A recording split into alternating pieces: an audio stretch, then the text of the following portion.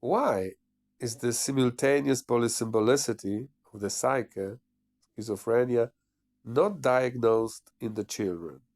The reason is simple. The symbolic brain me, SBM of a child, is still too poor in the vocabulary, in the meanings, in the signs, in the symbols, to be able to construct even an average symbolic psyche me SPM, not to mention of parallel symbolic psyche me, which is always so much more theatrical than SPM. But even an inexperienced observer will notice in some children the moments of distraction, as if a child was not here, but in another world, as well as the periods of anxiety-free symbolic emptiness. Some of such children, after adolescence, as adults, will develop the full-blown simultaneous polysymbolicity schizophrenia. Most often, only after adolescence, when the SBM, symbolic brain me, is already sufficiently rich in symbols, only then a clear manifestation of the parallel symbolic psyche me takes place. And of course, a conflict between the parallel symbolic psyche me and the psyche me and the symbolic psyche me SPM, a conflict we quite rightly call a conflict, we quite rightly call insanity. This word describes, in a correct way, the consciousness of a person who while awake, not in a dream, experiences the world as in a sleep dream. But it's not dreaming. The simultaneous polysymbolicity of the psyche, previously known as schizophrenia,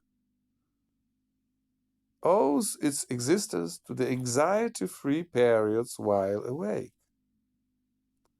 The question arises about the legitimacy of using the anti-anxiety drugs by the people with simultaneous polysymbolicity schizophrenia, drugs such as, of course, benzodiazepines, but first of all, neuroleptics.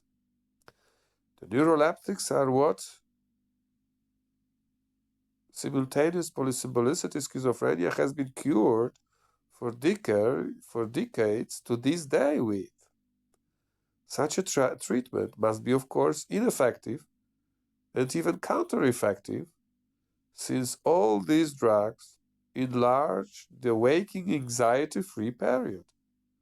All anti-anxiety drugs, primarily the drugs used in the treatment of simultaneous polysymbolicity schizophrenia, such as all neuroleptics, and then various benzodiazepines, have the ability to physically suppress anxiety.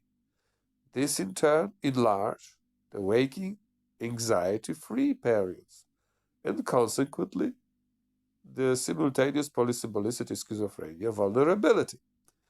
Yes, anti-anxiety drugs of any molecular formula have the appearance of efficacy because they soothe the insanity which must happen when the symbolic psyche is disturbed by a parallel manifestation of PSPM while awake.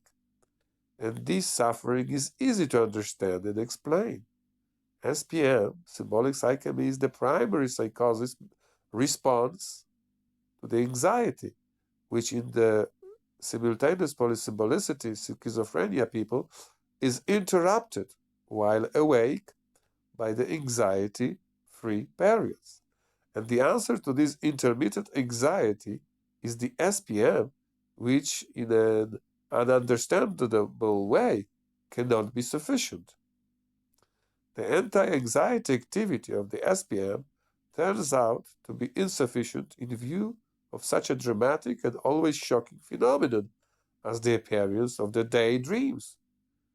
Don't forget, SSPM, sleepy symbolic psyche, equals parallel symbolic psyche, which are the result of the SPM overload and its anti-anxiety function failure.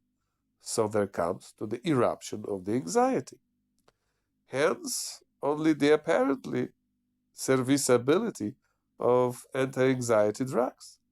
They do overcome the anxiety of the anxiety periods, supporting the overloaded SPM, but ironically, they contribute to the extension of the anxiety-free periods, which are the seedbed of the simultaneous polysymbolicity schizophrenia. Thus, drugs used in the treatment of simultaneous polysymbolicity schizophrenia through their anti-anxiety component reduce the anxiety of the anxiety periods, but in the same time they prolong the anxiety-free periods, thus promoting the expansion of parallel symbolic psychemi and actually the insanity. Consequently, there comes to an overload of the SPM, symbolic psychemi, a vicious circle. So we can see an evident counter effect of the drugs currently used to treat simultaneous polysymbolistic schizophrenia. This also explains why a diagnosis of schizophrenia is now tantamount to a finding of a permanent disability. Note that the counter-effective therapy offered to all people diagnosed with simultaneous polysymbolicity schizophrenia makes a decisive contribution to this vicious circle. The lack of such a paradoxical therapy would be more beneficial to the patients in the long run. This effect has already been noticed in many places around the world, and innovative methods of therapy have appeared, mainly psycho and sociotherapy, excluding drugs used against simultaneous polysymbolicity schizophrenia. The observation of another phenomenon also confirms the hypothesis of the anxiety-free periods as the cause of simultaneous polysymbolicity schizophrenia. Namely, in a large percentage of young people using euphoric drugs, that's with a strong anti-anxiety component, the symptoms so confusingly resemble the spontaneous, simultaneous polysymbolicity schizophrenia manifestations that many psychiatrists recognize the simultaneous polysymbolicity schizophrenia. Of course, such a one-off manifestation of PSPM under the influence of drugs does not mean yet the simultaneous polysymbolicity schizophrenia. Although, let's say it clearly at this point, unfortunately, the diagnosis of the simultaneous polysymbolicity schizophrenia, once recorded in the patient's file, sticks to the person extremely strongly and becomes a lifelong stigma.